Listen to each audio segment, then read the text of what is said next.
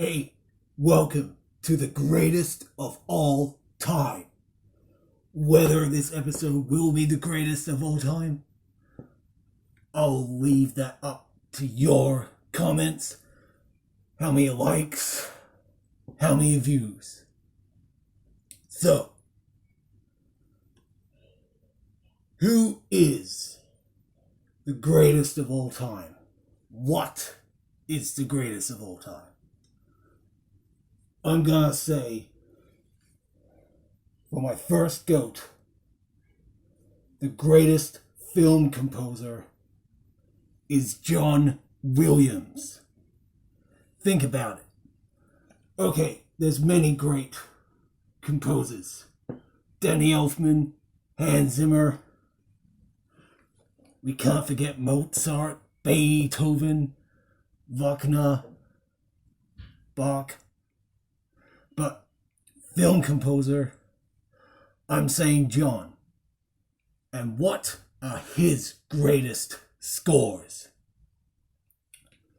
You got Jaws. You got Star Wars. You got Indiana Jones. And Superman. Yes, he did Harry Potter.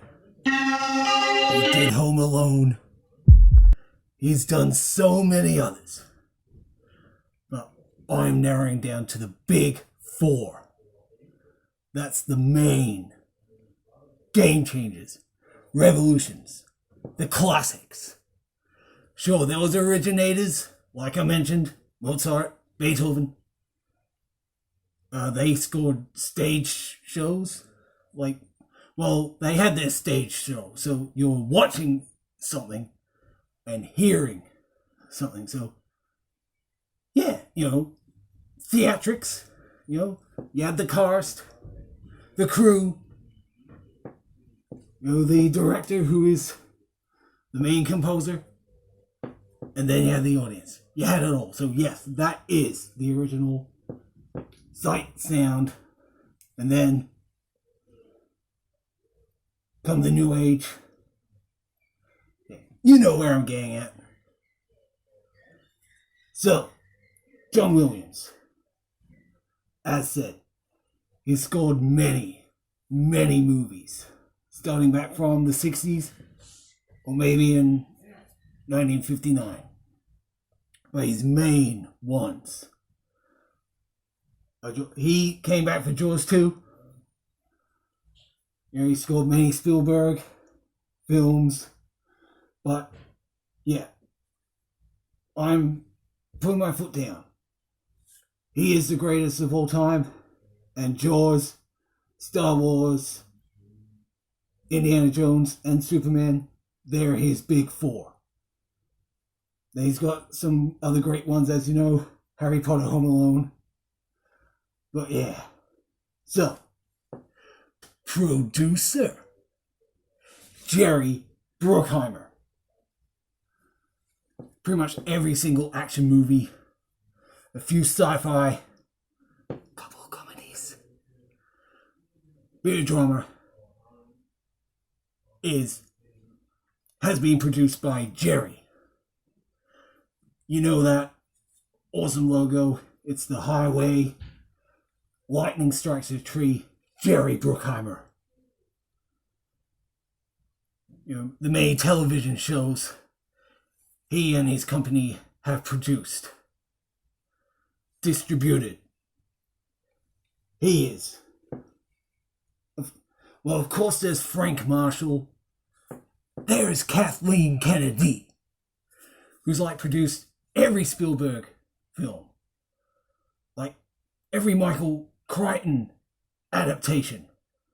I'll get to that one day. So yeah, Kathleen Kennedy, sure. She's not everyone's favorite at the moment because of the Disney Star Wars fiasco. But she's awesome. But the greatest, it's Jerry. The list is so big, I probably can't fit it on the screen. I can name a couple of films, I can. But I've got so many more personalities to discuss. Who is the greatest director of all time.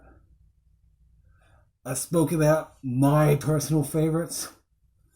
Sure, I missed some, but this will shock you, as Alfred Hitchcock did. Because he's got great movies: Psycho, Dial for Murder, Vertigo, The Birds, North by Northwest. Or is west that way? I don't know. I'm no compass. But this is gonna shock you, because the greatest director of all time is Mel Brooks. Why? Because he's done Western. He's done sci-fi. He's done silent movie. He's done horror. He took on the man, the myth, the legend, Robin Hood. He's done a musical. He's done it all. Women have basically bared it all. So many jokes, puns, great storytelling. I mean, The History of the World Part 1.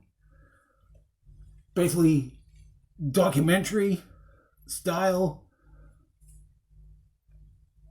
Yeah, historic. Even though it's comedy, Mel Brooks is the king of parody, just like Weird Al's the king of parody in music. Imagine if Weird Al did the soundtrack to a Mel Brooks film,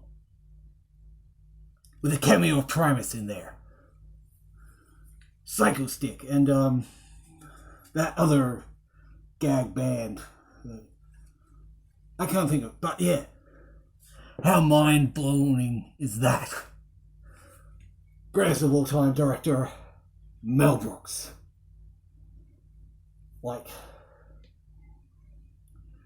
I can't believe I didn't get to do a tribute to him, but that is coming out. We've got a Mel Brooks tribute coming.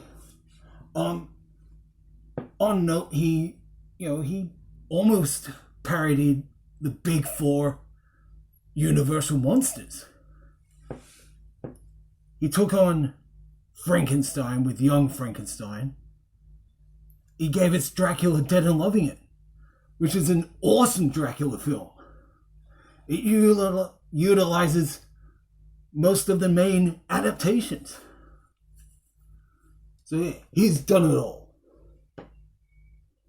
Now, it's the season to be jolly. What are the greatest Christmas movies? This is really gonna scramble you. I love Christmas. It's my second favorite holiday. And we can be bad on Christmas. We can be. We can feel lonesome. Sometimes we are alone on Christmas.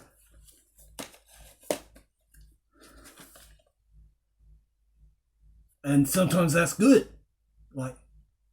Sometimes you wake up by yourself in the morning.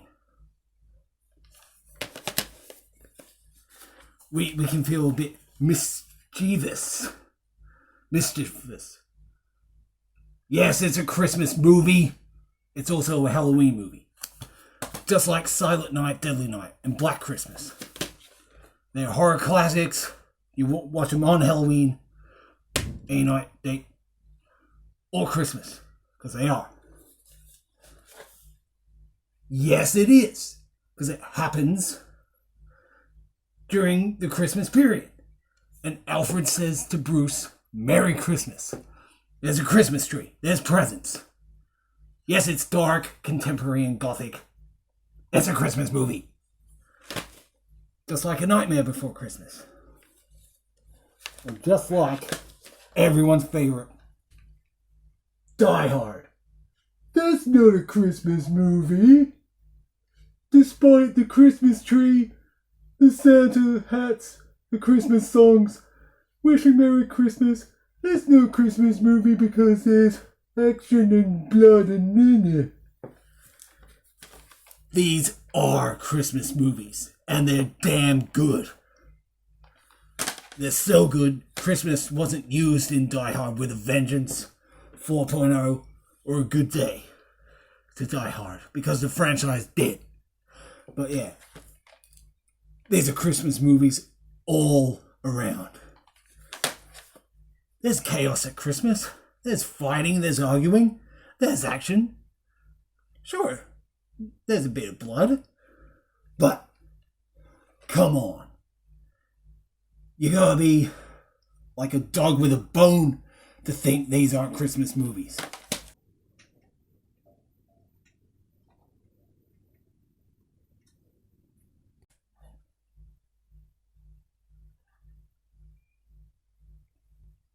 You gotta not be festive if you think these aren't Christmas movies.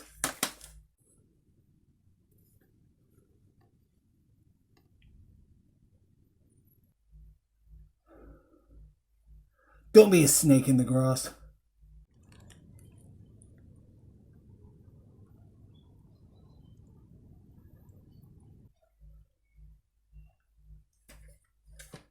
I'm stating it. I'm making it final. Die Hard 2 and Die Hard are the definitive Christmas movies. Christmas Vacation is awesome. But what are the big four? Sure, there's Miracle on 34th Street, A Christmas Story. Well, let's have a Christmas story. Let's have Die Hard. Let's have Christmas Vacation and Home Alone. They're your big four. Sure, there's many other greats. There can be new big fours. You already know the big four of thrash. What about the big four of paranormal possession films? Well, you're gonna have to find out in part 2. Yep, you're gonna have to wait for part 2. Because this is so great, we gotta have a sequel. Scare you later.